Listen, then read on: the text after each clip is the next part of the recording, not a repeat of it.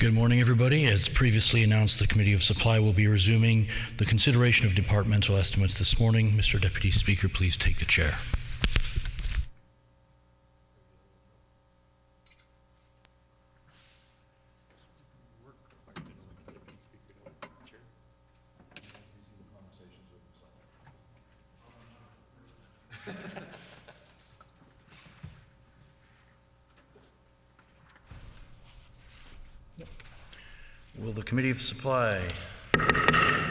Will the Committee of Supply please come to order? This section of the Committee of Supply will now resume consideration of the estimates for the Department of Indigenous Reconciliation and Northern Relations.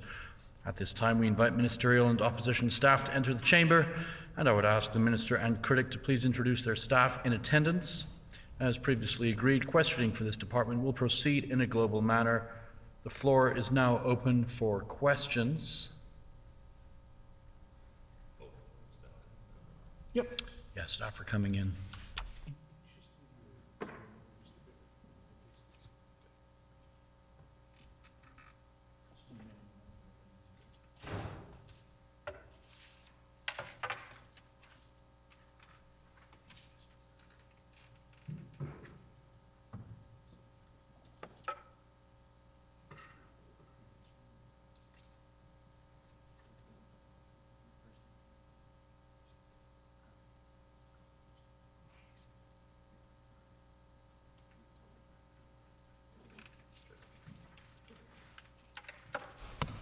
The Honourable Member for Kiwatanuk. Thank you, Mr. Chair, and good morning to the Minister online this morning. Just to kind of pick up a little bit where we left off yesterday, we were discussing about the consultation policy, and I believe the Minister had made reference to reaching out to the 63 First Nations. I'm just wondering if you can clarify for us when exactly that consultation policy will be developed and be available.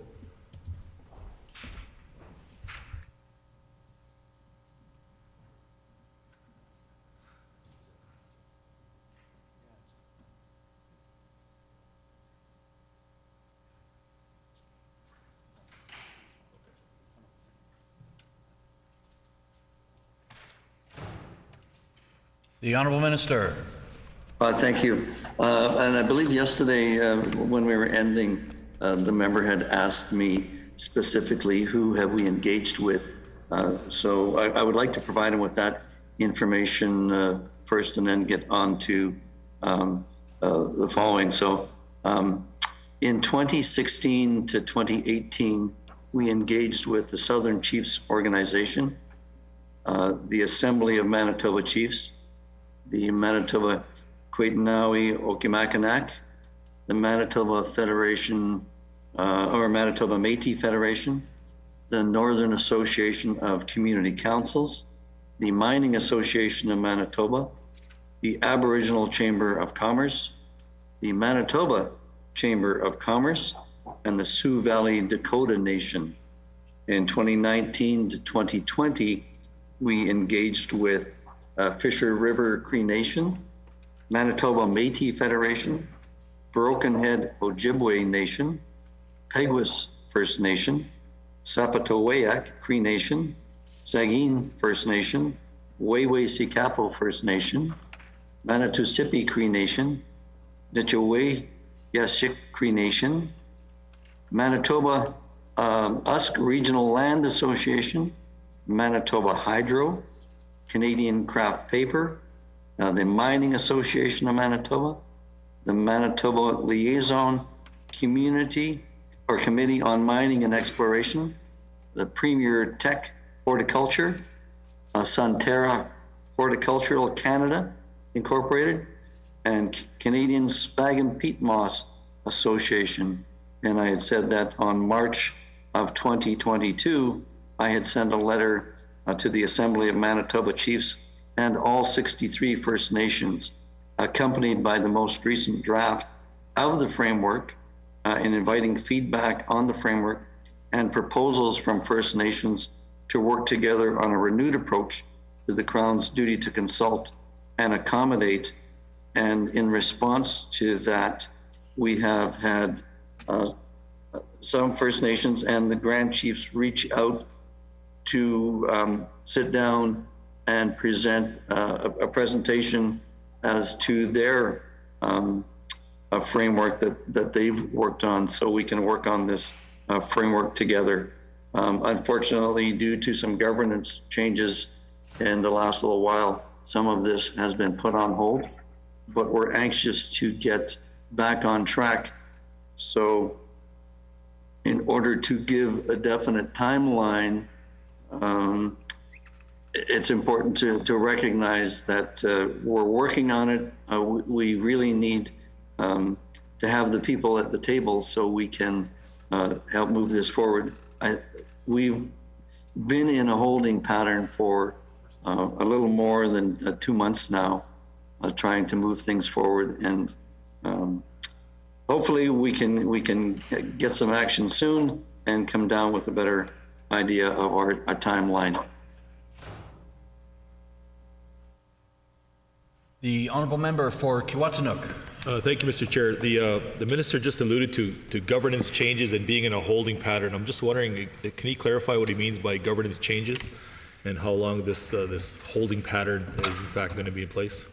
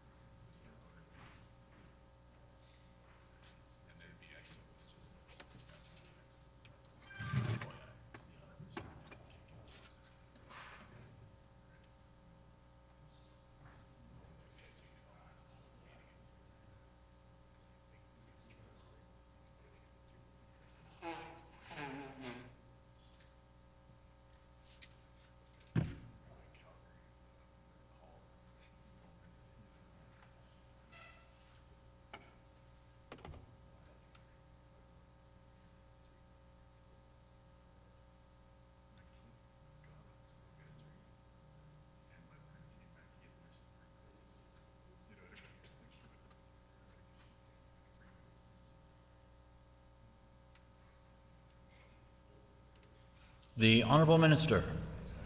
Well, as we had said before, that in working on this duty to consult, we wanted a broad opportunity for input from as many as we can.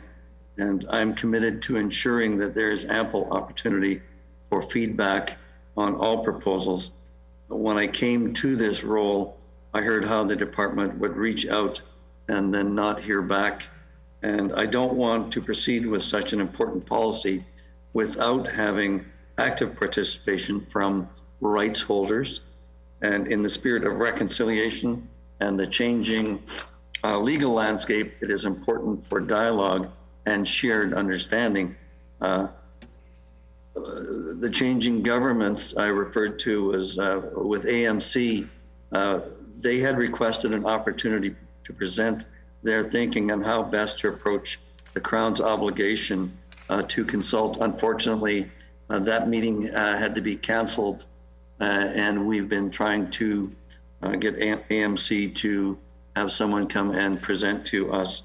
And really, I want the benefit of this conversation and conversation with a few others prior to developing our next steps.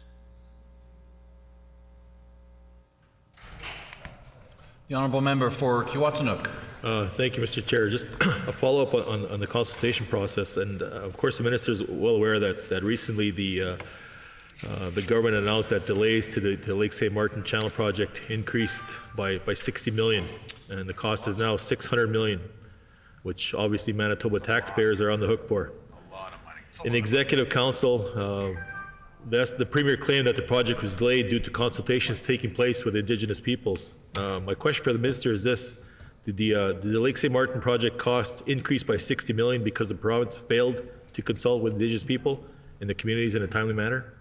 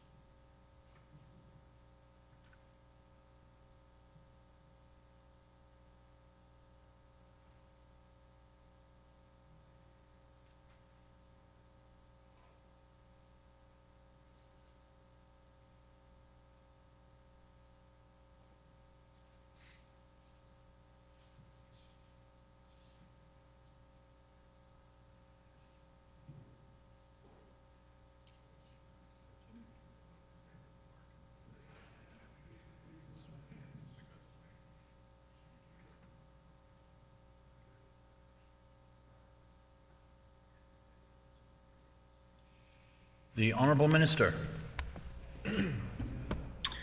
So, with respect to the outlet channel, I think it's important that everyone understand that the outlets channel project is subject to a provincial and federal environmental assessment process, and this is an interactive process. As new information becomes available, which requires additional time for consultation and engagement to occur.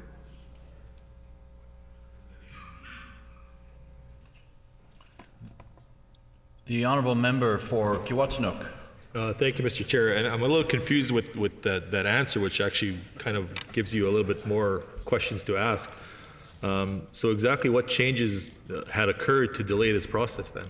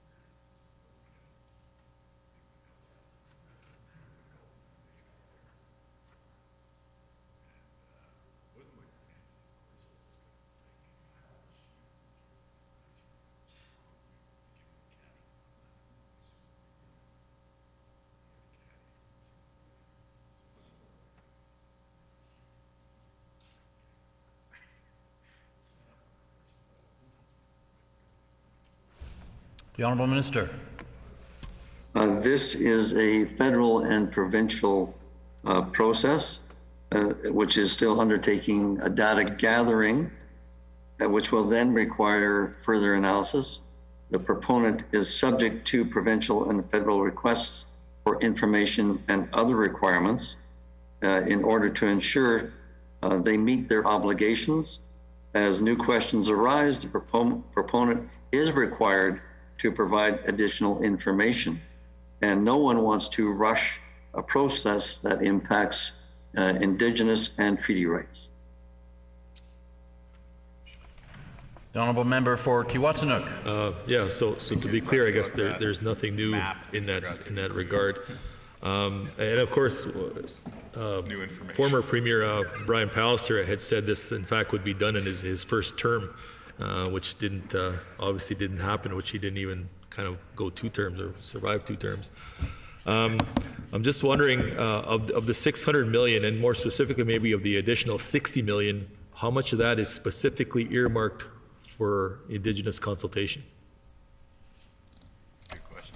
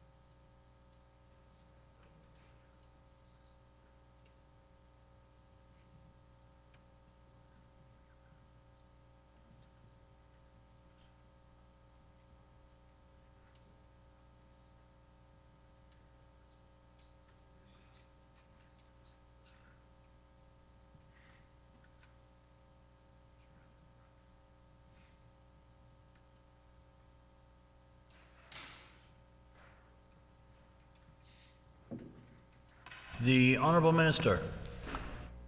I just want to assure the member that Manitoba will continue to honor its obligation to consult and ensure both Indigenous and treaty rights are recognized. Manitoba will continue to provide resources to support community participation in the consultation and engagement process.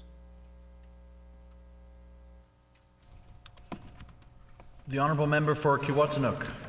Thank you, Mr. Chair. So the question specifically was in regards to the consultation process for the channel project. What is the budget for the consultation process itself?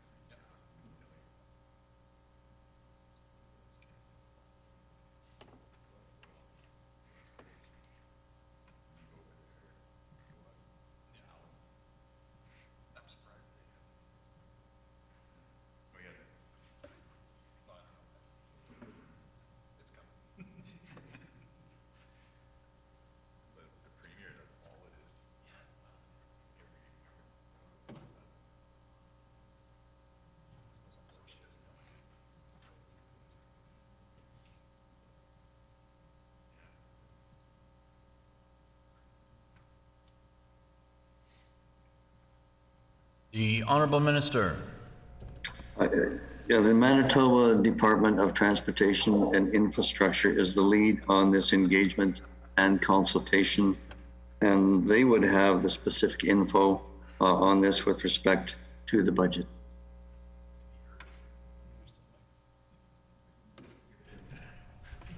The Honourable Member for Kiwatanuk. Thank you, Mr. Chair. So am I then to understand that the lead on the Indigenous consultation for the Channel Project is in fact the Infrastructure Minister?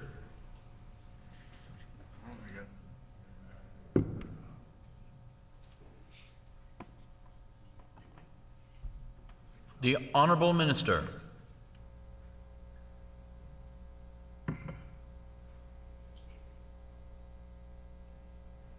Minister, did you intend to reply or did you need a moment more? Sorry, I guess you didn't hear. Yes, he understands correctly.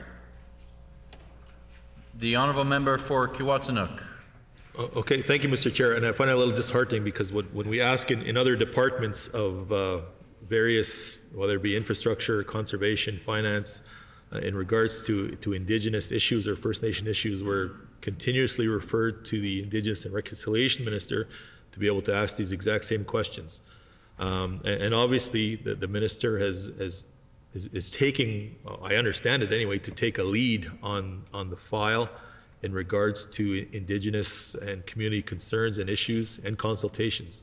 So it's a little disheartening that in fact that answer is now being deflected to a different department, and of course that department is yet to come. So we will ask that question there also. But further in regards to the consultation process for the Channel Project itself, can the minister tell us prior to this changes that he speaks of, the governance changes, what was the status of the consultation at that point, in particular during Brian Palliser's time in office?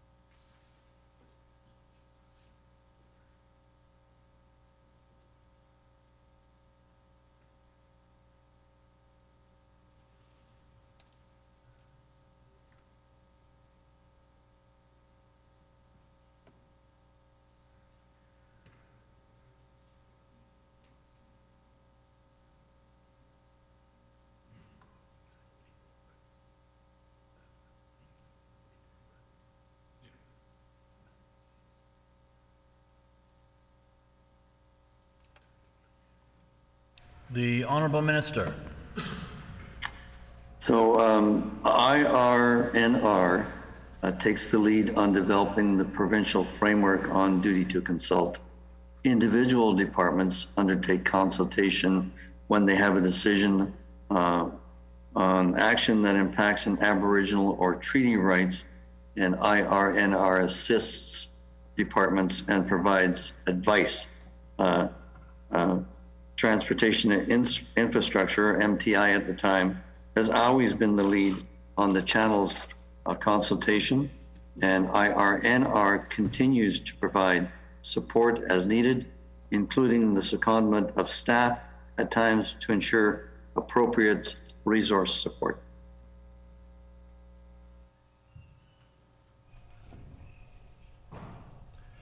The Honourable Member for Kiwatanuk. So just to be clear, I guess, for our purposes here and on the record this morning about the consultation process and the duty to consult. So the minister had referred to various departments taking the lead, depending on what the issue may be, whether it be infrastructure or conservation or such. And Indigenous reconciliation is just a follow-up and support to that. So they are not the lead. Is that correct?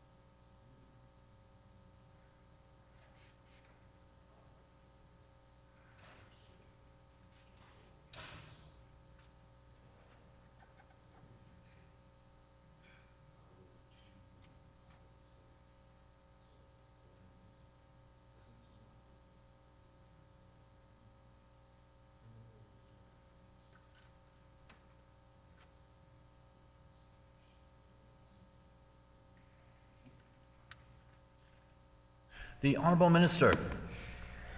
So for department-specific decision, that particular department is responsible for undertaking the engagement activities to fulfill the provincial obligation to meet our Section 35 obligations. The duty to consult is a Crown responsibility. Indigenous Reconciliation and Northern Relations provides support to ensure the provincial policy is followed. The Honourable Member for Kiwatanuk. Thank you, Mr. Chair. So just to be clear, major projects around the province, whether it be Manitoba Hydro, the outlet channel, or any infrastructure conservation major projects, then so just to be clear, then the lead is the department that's responsible for that project, and Indigenous Reconciliation, Northern Relations is not the lead on that. And why I'm seeking clarification is when those issues arise, including the channel project, infrastructure is referring the First Nation and Indigenous communities to the Indigenous Reconciliation, Northern Relations Department in regards to the consultation process. So I think I'm just looking for clarity, and I think the minister has attempted to give clarity on the fact that that consultation process is not then led by this department and his department. It is in fact led by the various departments that are there, which I think just on its face needs to change, because you continuously have First Nation and Indigenous communities referred to the minister's department, Indigenous Reconciliation or the Relations Department, on any issue. And at the end of the day, the minister is saying that's not where the decision is made. Rather, his department just ensures that, in fact, that process is being followed. In fact, they're not taking the lead on that. So that's a little confusing, and it's a little confusing for us here in the chamber, but it's also can potentially be confusing for First Nation Indigenous communities, because they want to talk to the departments that in fact are in charge of making the decisions and can truly move that consultation process forward, and not just go to a different department just simply because they're First Nation and Indigenous communities, and so happens the department has that name in their title. So that's a little discerning to, and a little disappointing to see that in fact that's not the lead department on this issue, or if it is going to be the lead department, that it takes a more prominent role to ensuring that consultation process is in fact fulfilled, and not just kind of necessarily maybe potentially slap the hands of the other department for not fulfilling their obligations. So specifically back to the consultation process, and I understand there is a specific line item in the budget for the Indigenous Reconciliation and Northern Relations Department of consultation and reconciliation. Last year, was $2.3 million, was underspent by over $500,000, and this year is earmarking $2.6 million. And I'm just wondering if the minister can provide that breakdown of that $2.6 million in this year going forward in consultation, and where that's going to be expensed.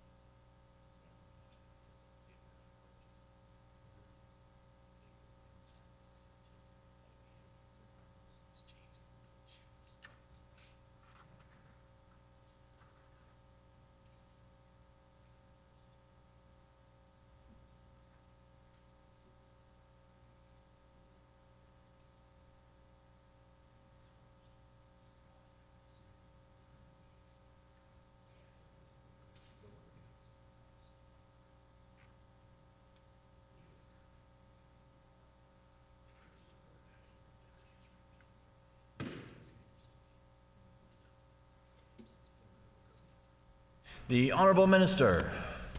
So first of all, I want to address the budget item brought forward by the honourable member.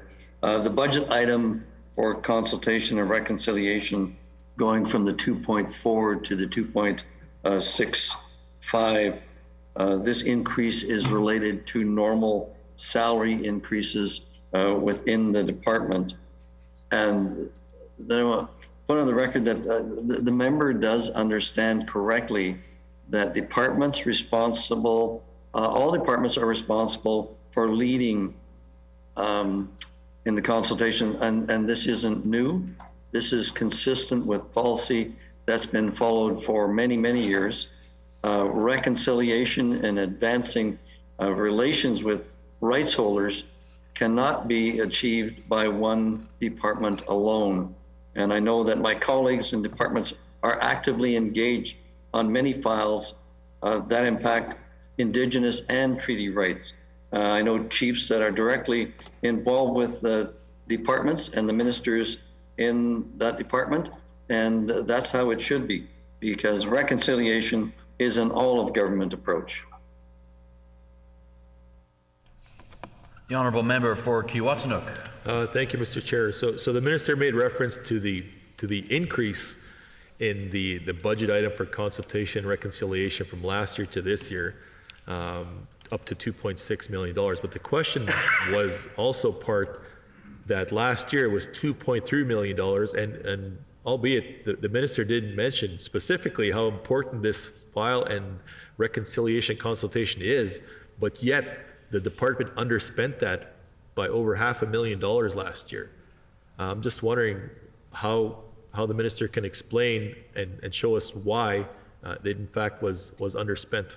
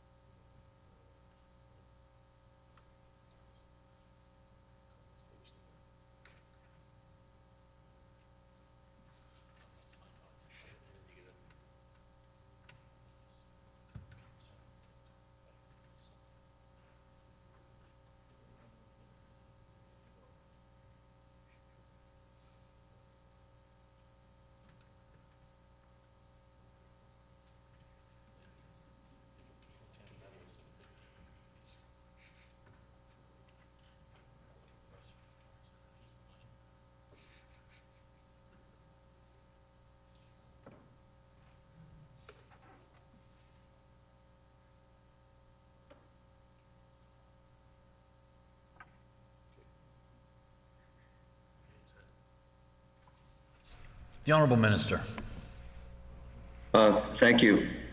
So, with respect to the being underspent, the COVID impacted some activities that this budget is traditionally allocated to. A small portion of the under expenditure was due to salaries. A larger part is due to normal operations when staff would have traditionally traveled to do their duty to consult or other engagements requiring an expenditure of dollars on mileage, on hotels, on rooms.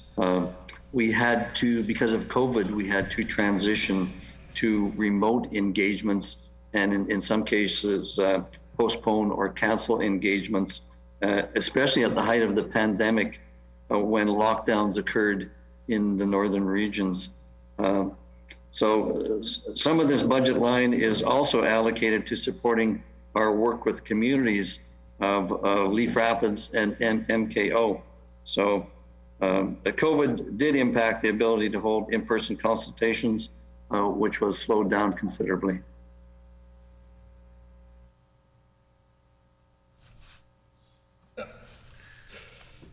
The Honourable Member for Kiwatanuk. Thank you, Mr. Chair. Just to kind of revert back to the consultation between the departments, the minister had made reference to the fact that he's not the lead department on major projects. The department responsible for that project is in fact the lead, and the minister's department is in fact responsible to ensure that that process is in place and that duty to consult is in place. So just to be clear, the minister is not the lead on those files. In fact, his role and his department's role is to follow up to ensure that that is happening. So I just wanted that to be on the record, because First Nation and Indigenous communities are regularly, as a first step, referred to his department on the consultation process. So in fact, the department is not the lead. It's just a follow-up to ensure that other departments are fulfilling their obligation and their duty to consult. So is that an accurate assessment then, to say that these projects would not proceed then until there is the duty to consult has been fulfilled?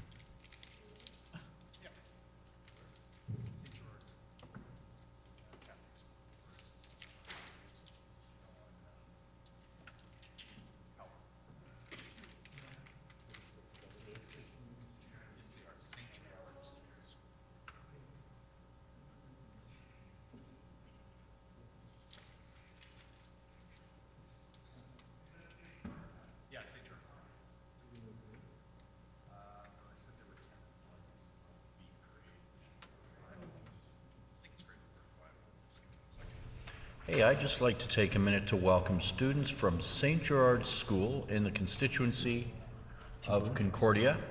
Welcome to the Manitoba Legislature, grade 4s and 5s. Great to see you guys.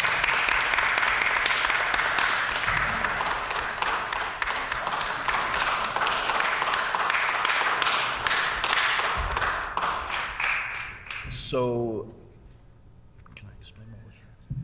So you're going to be watching what's happening here, and I'll be honest with you, it's a little bit boring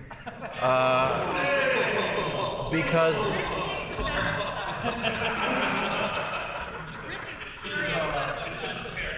I know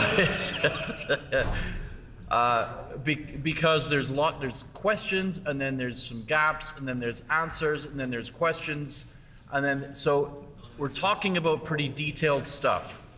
But this is part of what we do here, so you're more than welcome to watch. But I know what grade 4s and 5s like, and we don't have recess outside here. We do have a thing called recess, but it's very different to the recess you guys enjoy. So anyway, I hope you enjoy it, and maybe someday some of you will come and work in this place. So, the Honourable Minister. Well, thank you, Mr. Chair, and I too would like to welcome the grade 4 and 5 students here today. So, yeah, sometimes we have long periods of silence when we're answering questions here. But with respect to the last question, our department works with and engages with Indigenous communities on files and initiatives that are outside of projects that trigger the duty to consult. But there are cases where IRNR is the lead with respect to engagement. IRNR leads on MMIWG, the September 30th engagement with Indigenous communities, the Ledge Ground, Indigenous engagements, the duty to consult framework. We also lead on some Section 35, those that are the responsibility of the department, such as the settlement agreements, for example, the Norway House Community Council Settlement Agreement. And during COVID, the province continued to meet its duty to consult across government and made adjustments to how communities were able to participate and adjust to timelines, recognizing the impacts of the pandemic. I see the chair waving. I hope my statements didn't scare our grade 4s and 5s away.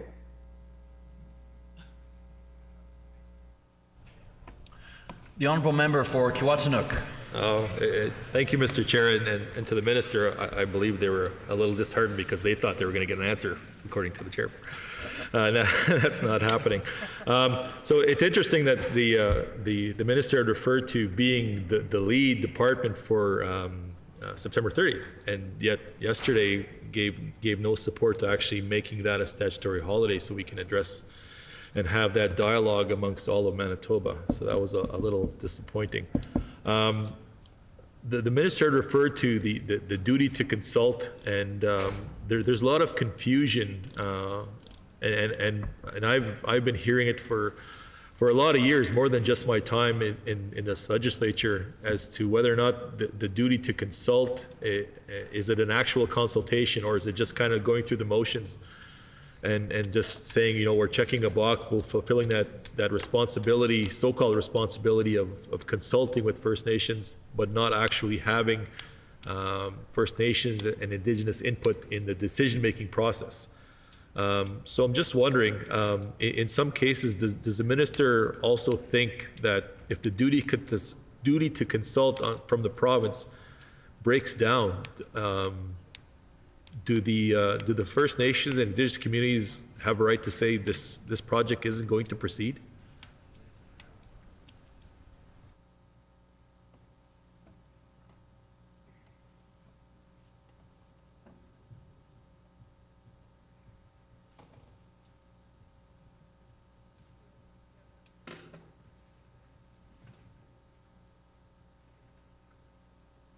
The Honourable Minister.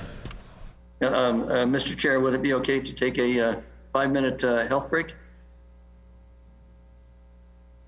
Is it the will of the committee to have a 5-minute health break? 5 minutes, sir. Agreed and so ordered. We'll come back in 5.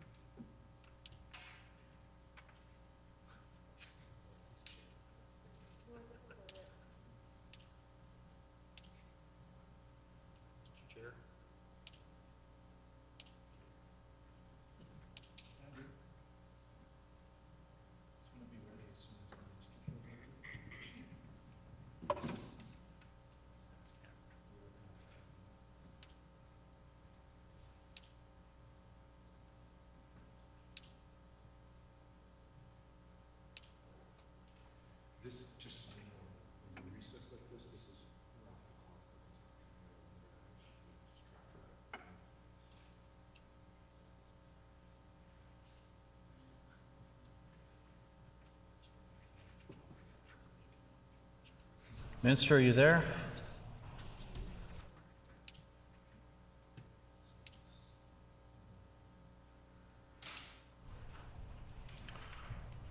Okay, we will now end the recess and resume consideration of Committee of Supply for Indigenous Reconciliation and Northern Relations. The Honourable Minister, I believe you had the floor. Just give me a wave when you would like to speak, and I will recognize you.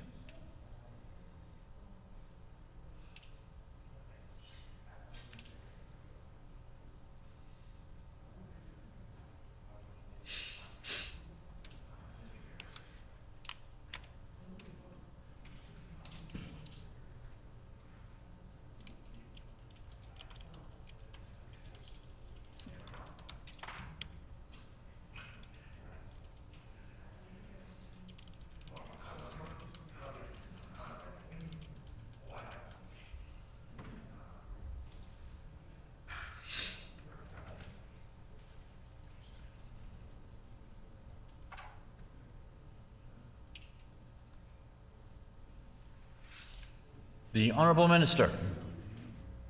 Well, I want to thank the member for his comments, and this is exactly why we have not finalized the duty to consult framework, so we can continue to consider and integrate feedback from First Nations leaders and Indigenous leaders.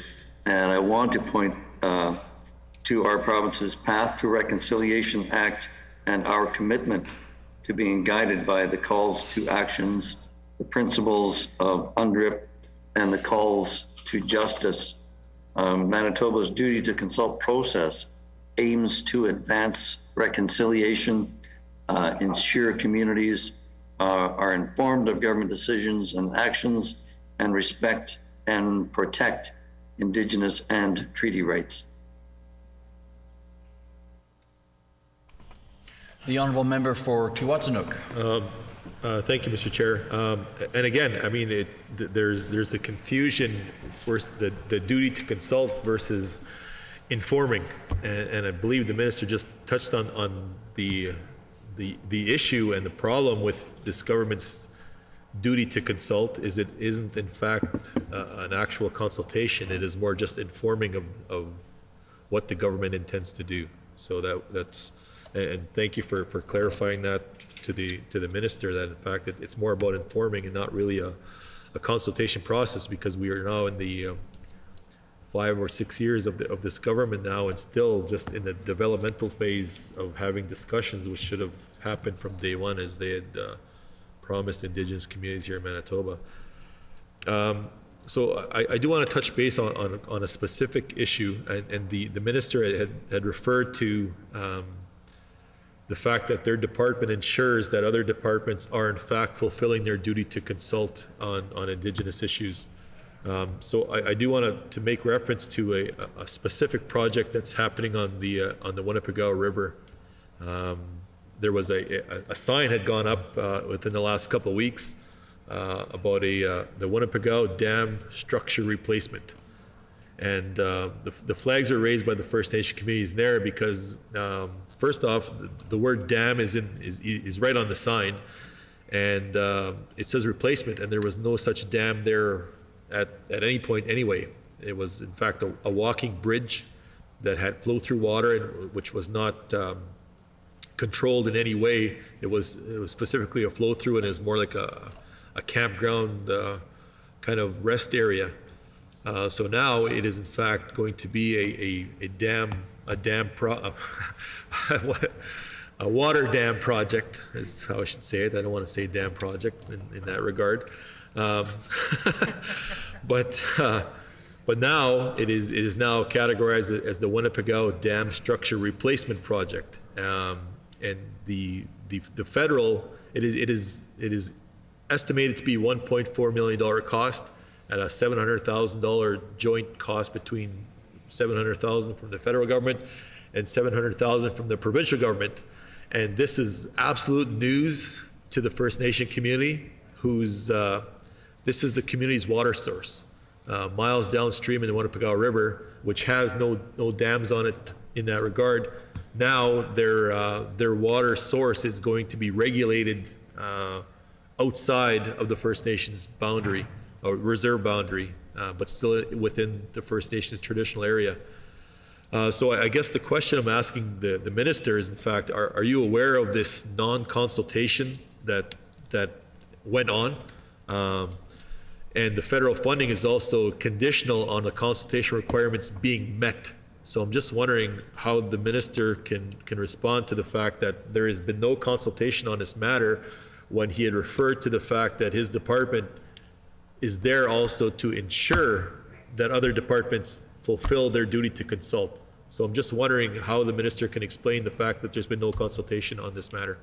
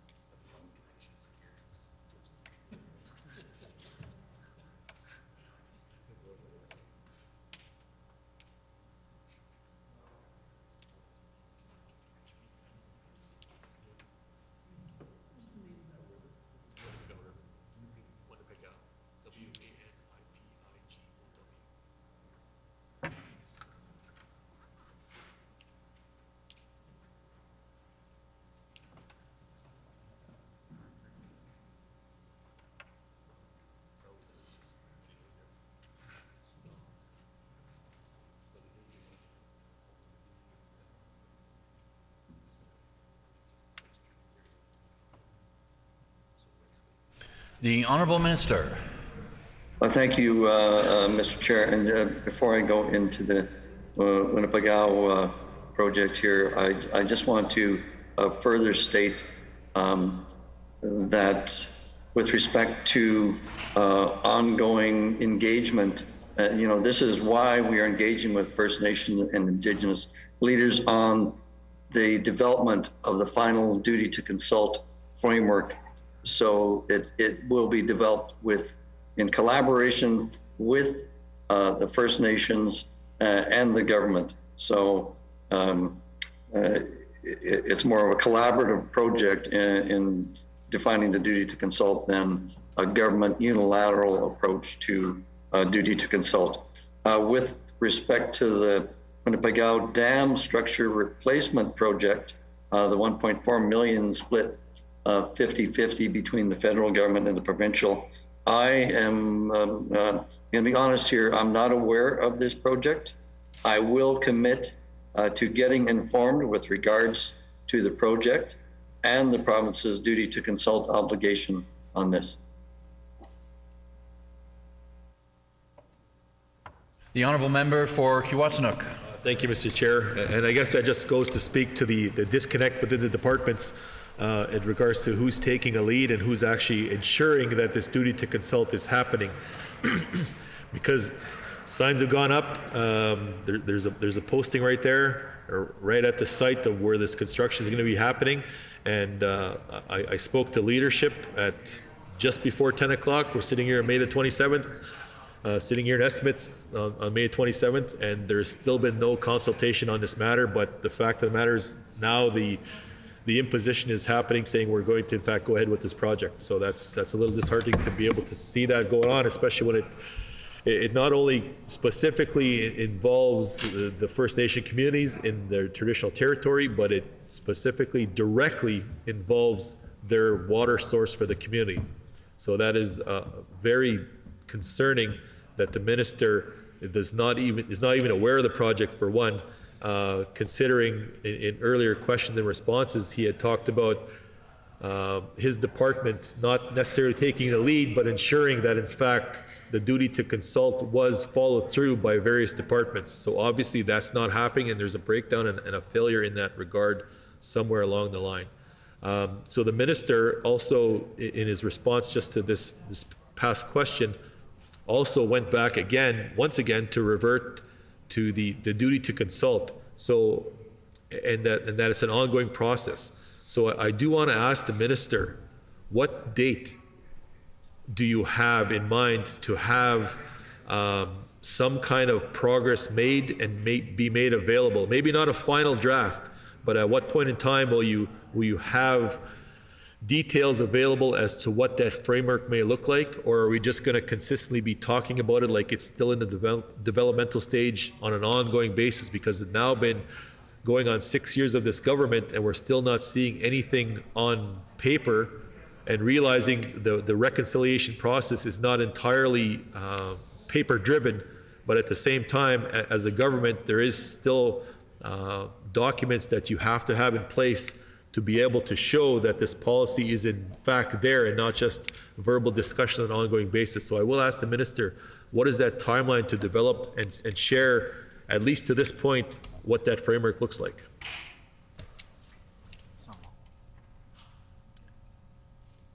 Just before I recognize the minister, just want to ask members in the chamber to keep chatter to a respectable and quiet volume level, if or please, that's my request. Minister, when you nod or turn on your mic, I will recognize you. Let me know when you wish to answer the question.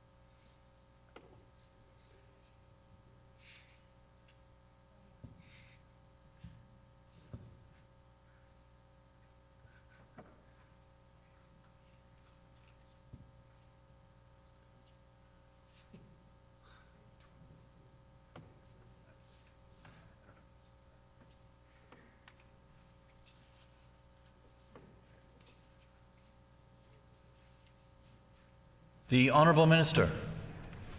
Thank you, Mr. Chair.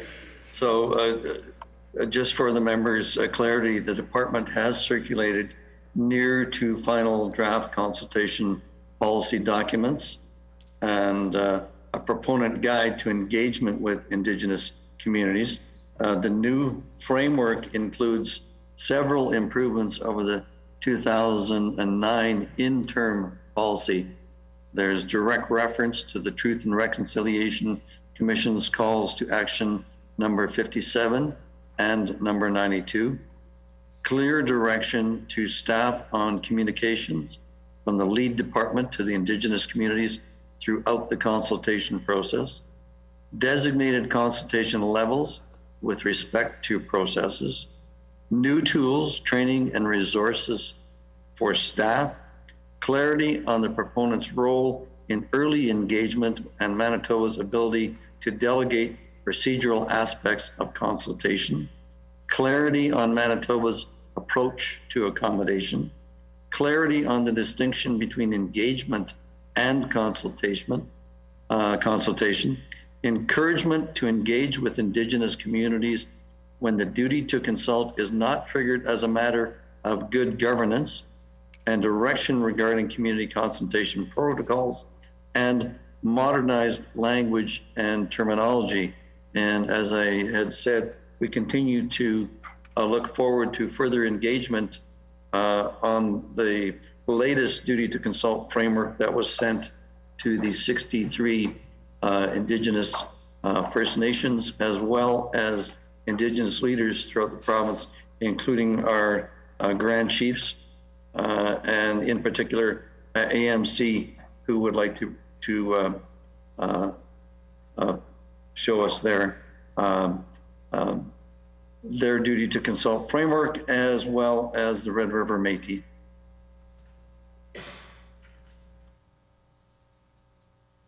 The Honourable Member for Kiiwetinoong. Thank you, Mr. Chair. I'm wondering, can the minister undertake to share those documents and that duty to consult framework that he's referencing with the committee?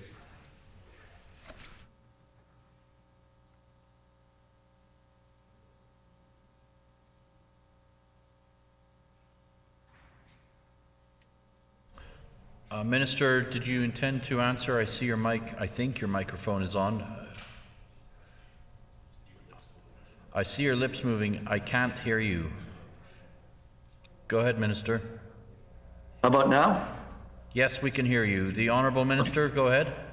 Okay, thank you. Yes, I believe in yesterday's discussions, we had agreed to share the latest letter that was sent out to the First Nation and Indigenous communities, as well as the framework that was provided. Is the member also asking for copies of the previous frameworks, the drafts that were sent? The Honourable Member for Kiiwetinoong. Yes.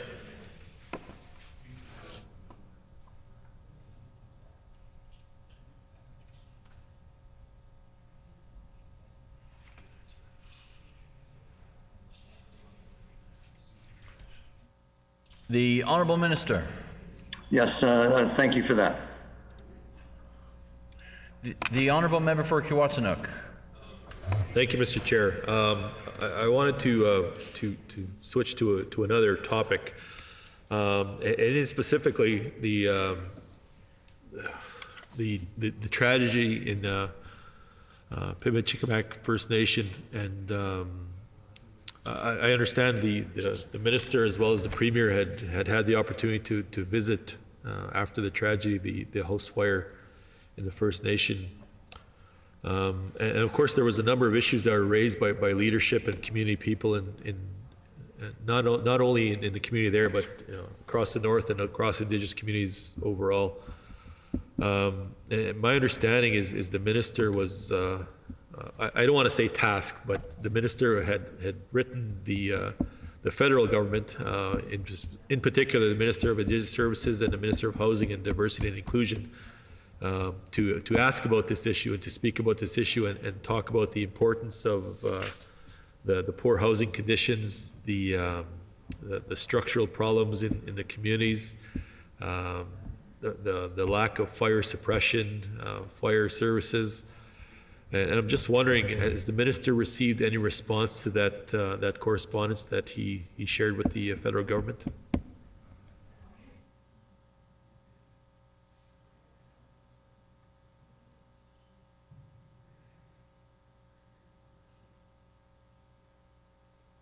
The Honourable Minister. Thank you. I would like to thank the member for his questions with respect to Pimachikamak First Nation and the tragedy surrounding the events and the loss of three individuals who had their lives ahead of them. And I did attend the community with the Premier, along with AMC Grand Chief and MKO Grand Chief. We did have an opportunity to meet with the family members, express our condolences. It was a very, very tough day for everyone, I must say. And at one point in, I believe it was question period last week, a member brought up that no one on our side of the house would be able to relate to the events that occurred, or to the fact that the size of this house was quite small. I can assure the members opposite, I can relate to living in a house that size. Our first home was, there were two granaries that were pulled together. The granaries were 8 by 10. So we ended up with an 8 by 20 home for 2 parents and 6 children. And I was responsible for ensuring that the fire was kept going, the coal burning fireplace. And I woke up one evening to the home being filled with smoke. And luckily, having no running water, I think everyone knows at that time we had barrels of water, and we were lucky enough to be able to spill that, I think it was a 35 or 45 gallon drum of water onto the area where the smoke was coming from, and put the fire out. So I can relate to living in a home that size and knowing the threats that exist from that. With that, I did have an opportunity to tour the community with council members, and we talked about housing and the poor housing conditions on the reserve, the lack of fire suppression in the community, and what could we do to help move this forward. And before we got on the plane that evening, we had talked with the Premier about sending a letter to our federal counterparts to ask them to come on board and work with the community to address housing and fire extinguishers and whatnot. So following that, I did draft a letter that was sent to the Honorable Patty Hajju and to Ahmed Hussein at the time. That letter did go out in February. To date, I have not received a formal response or an informal response back to that letter. We have meetings set up next week with Grand Chief Garrison Satie, as well as Chief Monius. And at that meeting, we will be talking about the potential for drafting a follow-up letter to the federal government, co-signed, hopefully, by myself, the Grand Chiefs of MKO, SCO, AMC, and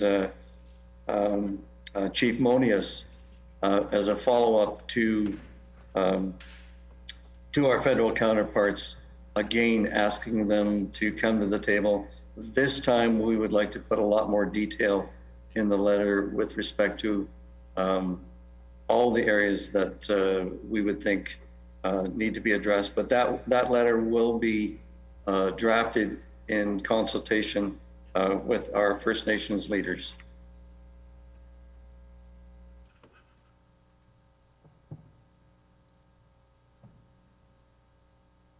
The Honourable Member for Kiwatanuk. Thank you for that answer, Mr. Minister.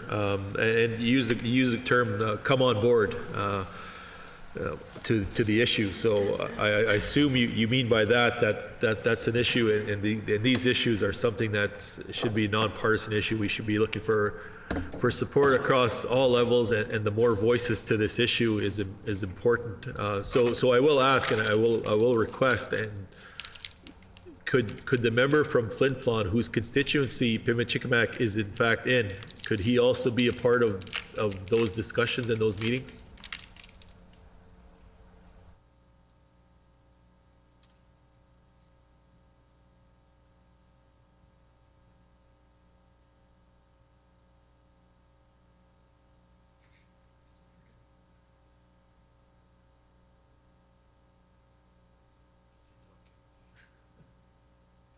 Minister, did you want to respond to that?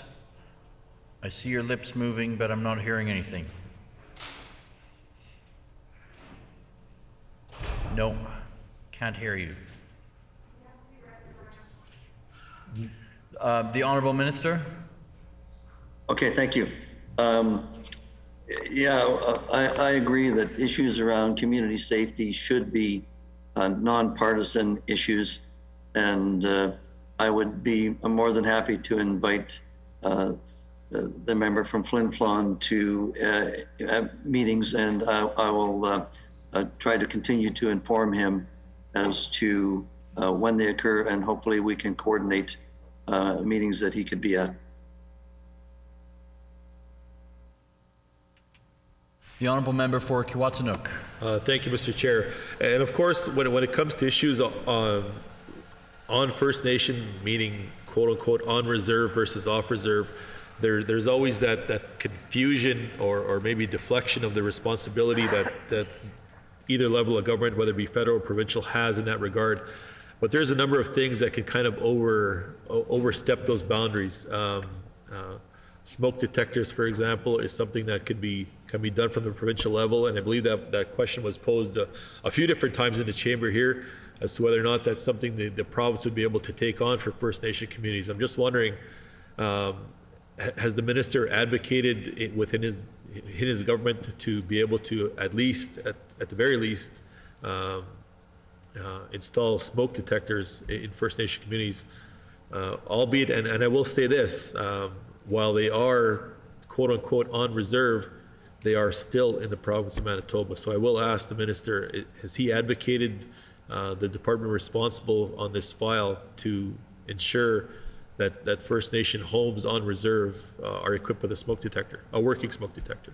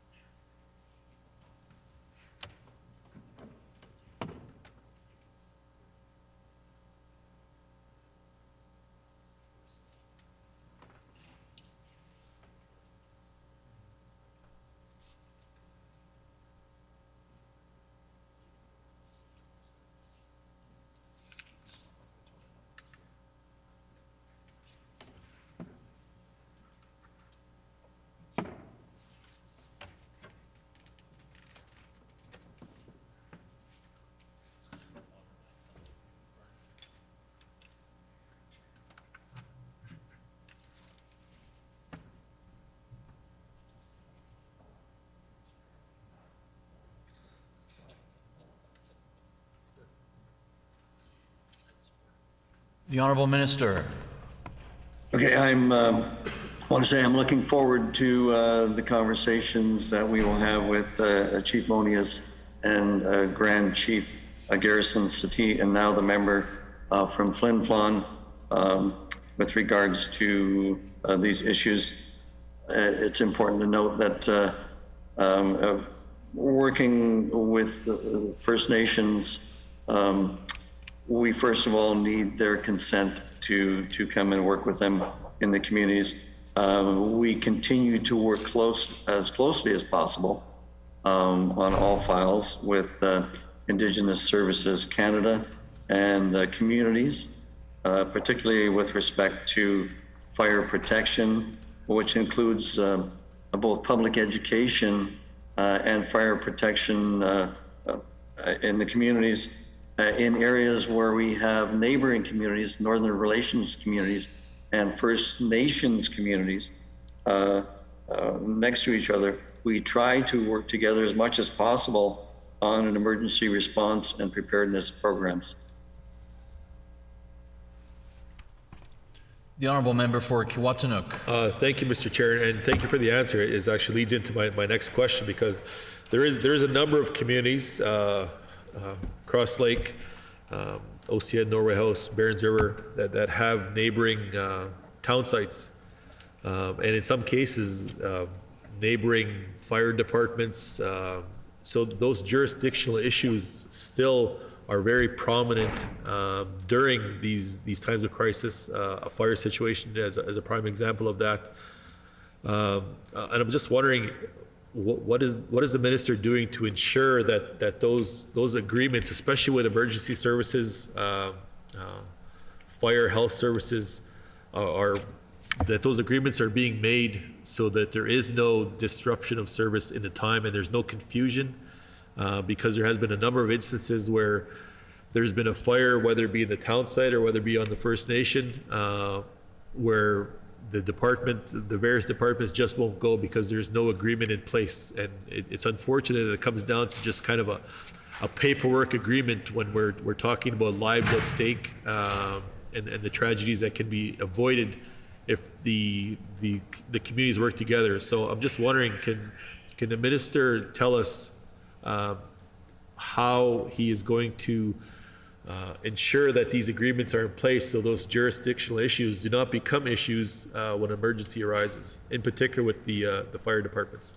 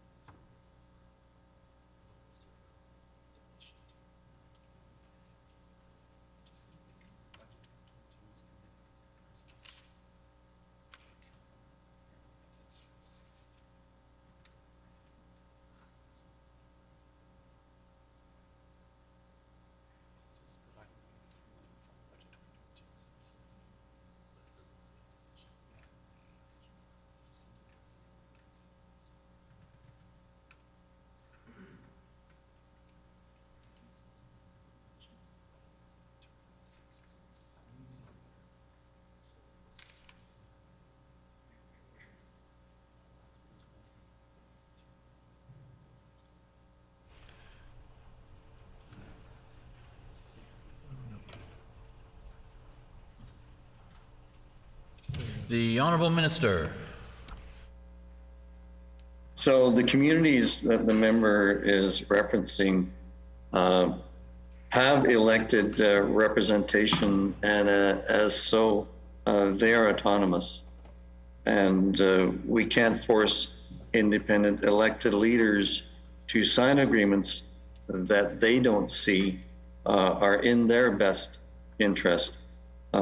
Although we continue to try to facilitate agreements through drafting agreements, through presenting the agreements to communities for ratification and trying to explain to the communities the benefits of working together. We continue to try and encourage these partnerships wherever we can.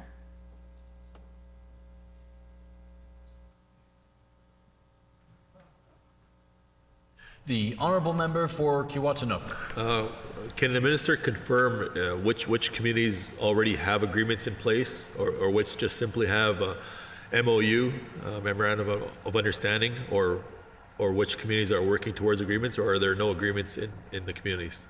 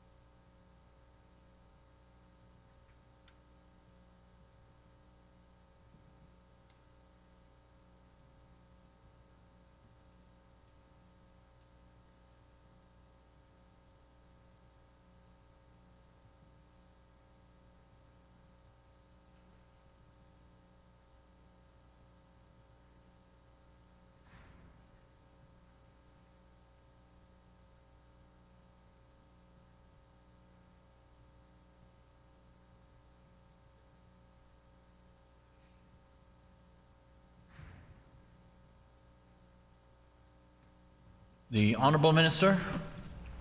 Thank you. With respect to engagements, a lot of these agreements are more or less handshake type of agreements. Many communities have these informal agreements to support each other.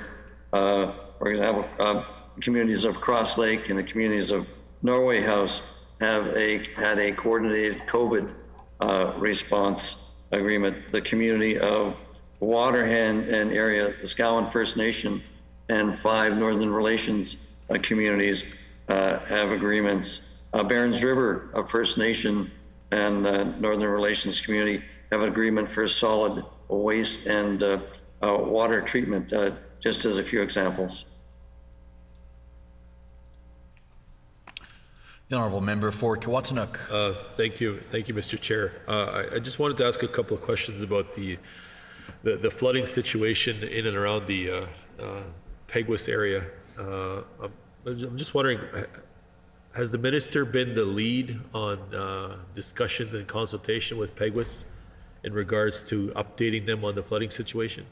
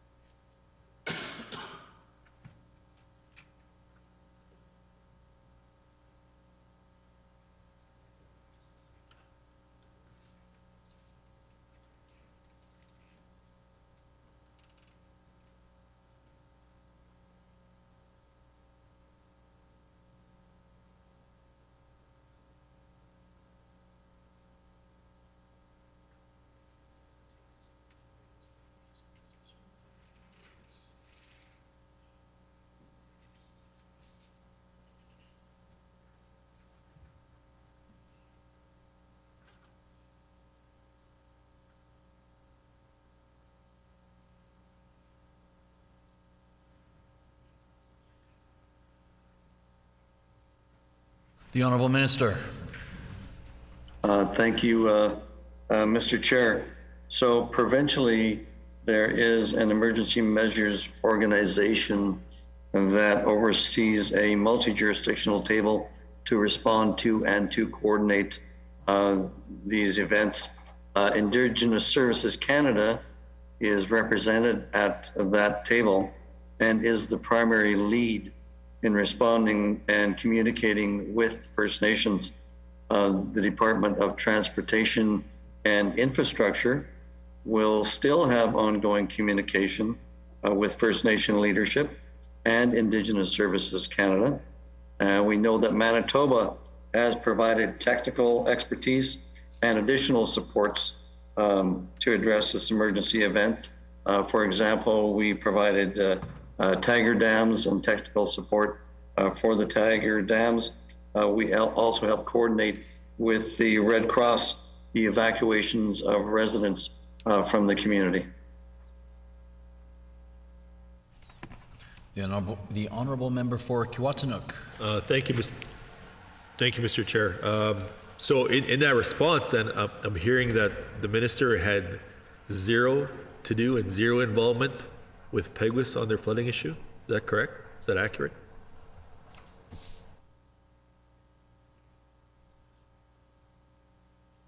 The Honourable Minister.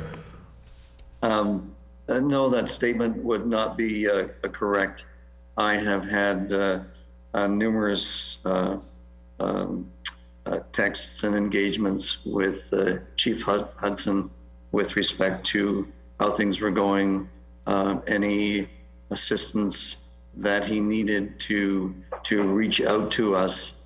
I did have a Zoom meeting with the federal minister Adieu with respect to the community at the request of Chief Hudson. And the last communication that I've had with Chief Hudson was that the water levels were going down. The community appeared to be maintaining things very well. They had the resources and supports they needed, and there was a request to follow up once the floodwaters have receded, so that we could get together and do a debriefing of the event and tour the community and see what may need to be done for future flood mitigation in this area. He was quite happy that that would be the plan. So as soon as the floodwaters are at a point where he feels it's safe to enter the community and start doing the review and take stock of exactly what happened, he will let us know, and we'll attend to the community and work together with the federal counterparts and the First Nations community to see where we go moving forward.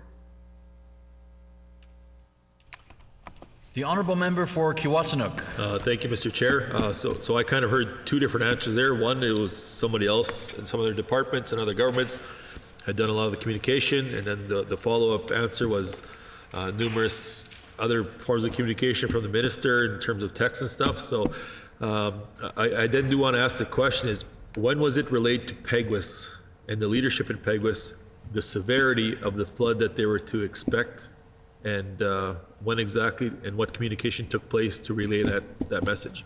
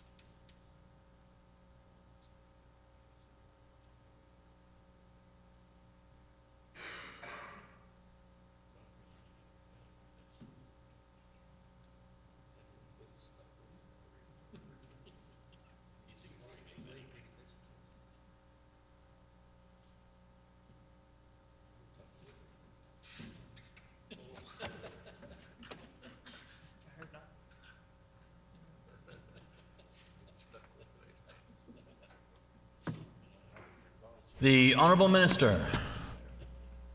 So the emergency measures response, especially to events like this, rain events, hydrological flood forecasting, all those are best answered through transportation and infrastructure.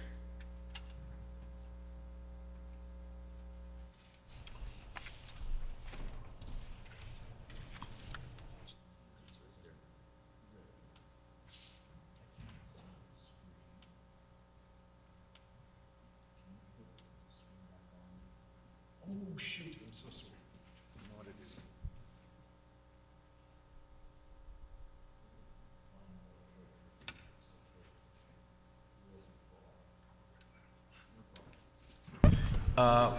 Honourable Minister, go ahead.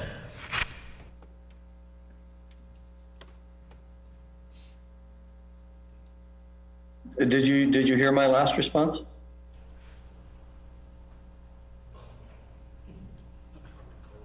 As in the last 90 seconds? Yes. No, we did not hear you in the last 90 seconds. If you could repeat that, we did have a technical glitch at our end here. So, Honourable Minister, if you could repeat the answer you gave in the last 2 minutes or so, that would be appreciated. The problem was at our end. Honourable Minister? Thank you, Mr. Chair. Can you hear me all right now? Yes, we can. Go ahead, Honourable Minister. No, I just said that the emergency measures response with respect to rain events, hydrological flood forecasting, those are all best answered through transportation and infrastructure.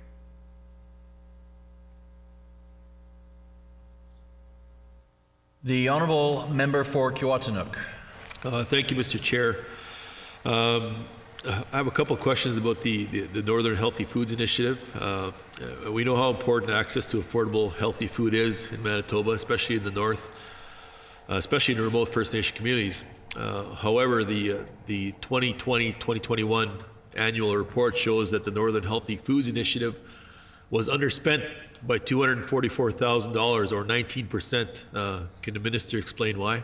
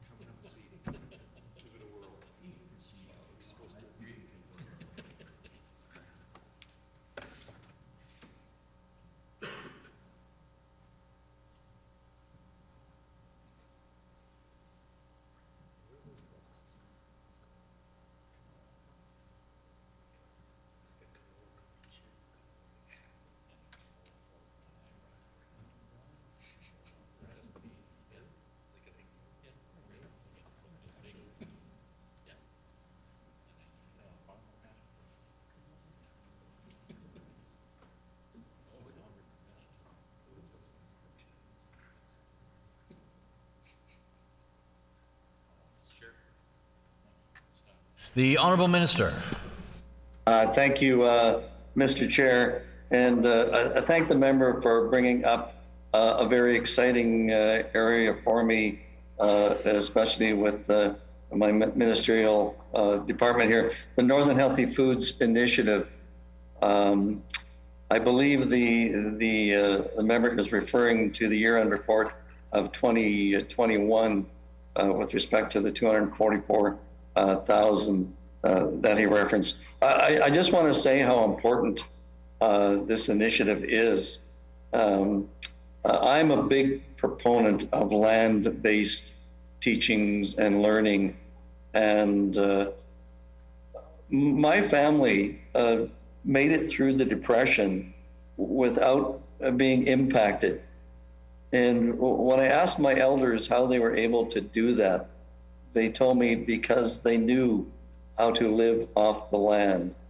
They knew how to harvest and process the foods. At that time, we don't do it now, but at that time, sturgeon was a big part of the community's diet. Moose were a big part of the diet. Deer were a big part of the diet.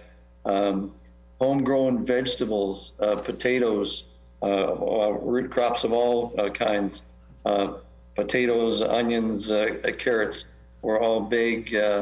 All those types of products that today a lot of individuals, not just in northern communities, but throughout Manitoba, have lost their connectivity to. And I think it's important that we support programs and initiatives that help encourage a production of locally grown foods in communities. The Northern Healthy Foods Initiative right now supports both local and regional projects that contribute to the development of culturally relevant healthy food systems. While they do that, they improve the health and well-being of the individuals in those communities. The Northern Healthy Foods goal is to increase access to food by working with communities and coordinating efforts aligned with the program's goals and objectives. So I'm happy to report that over the life of the program, approximately 284,000 pounds of healthy food has been accessed since 2010, 2011, when record keeping initially began.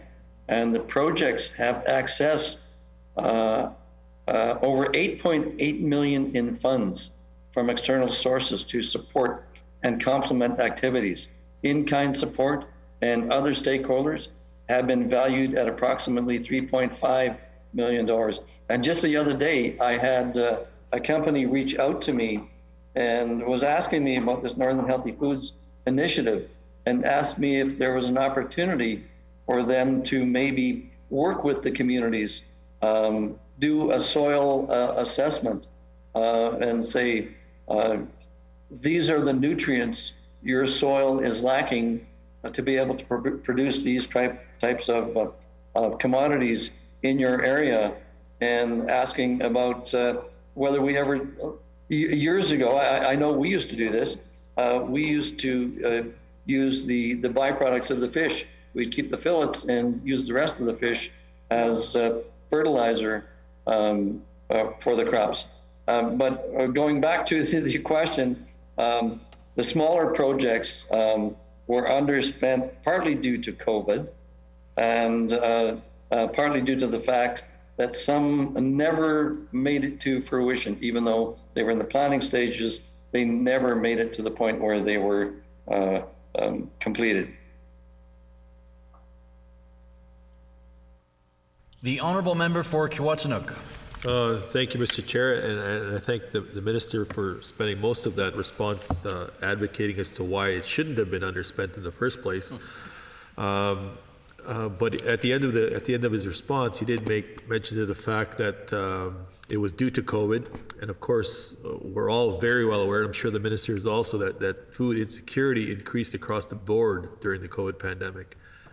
I'm just wondering why first off, why wasn't there additional funds invested in the Northern Healthy Foods Initiative?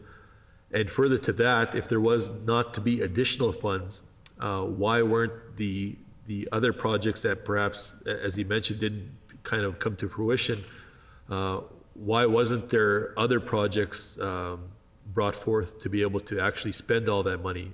Again, relating to the minister's response as to how important the program is, yet he underspent the program.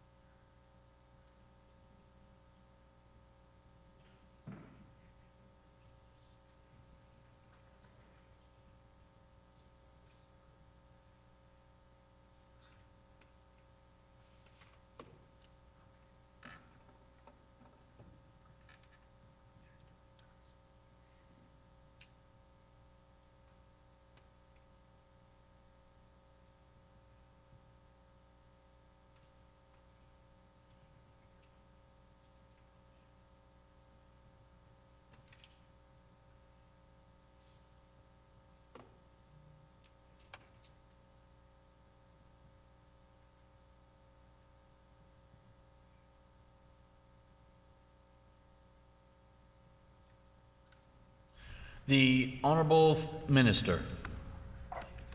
So I would like to say that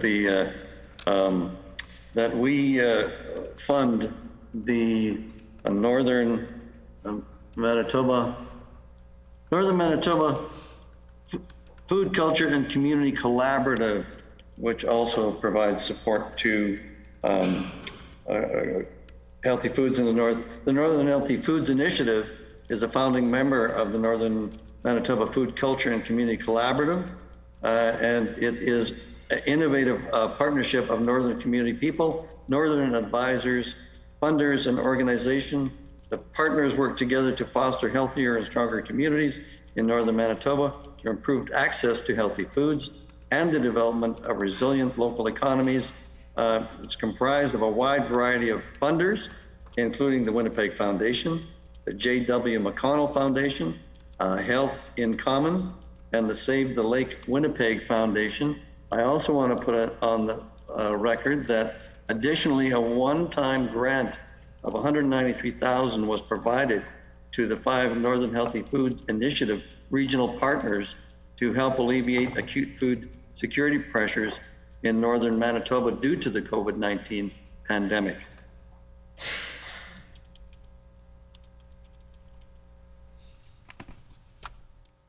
The honourable member for Kiiwetinoong. Thank you, Mr. Chair. And again, just prove the point as to why this should not be underspent in terms of the programs and the incredible programs that are potentially out there and need to be able to see these funds be made available.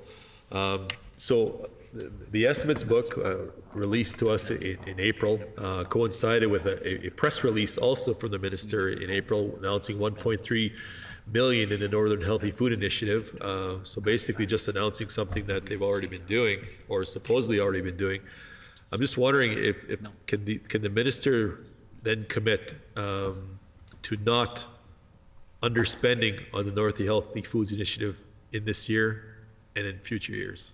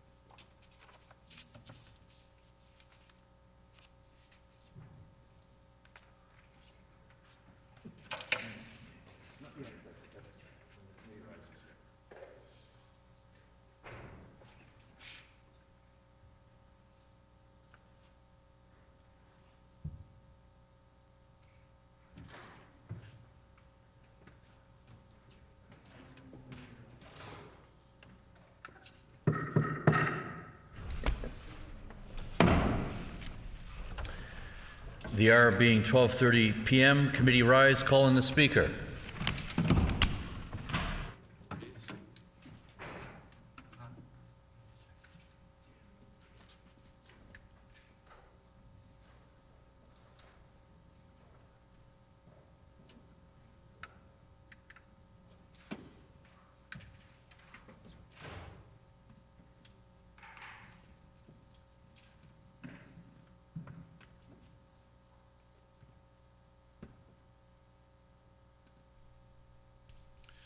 The hour being 12:30 p.m., this House is adjourned and stands adjourned until Monday at 1:30 p.m.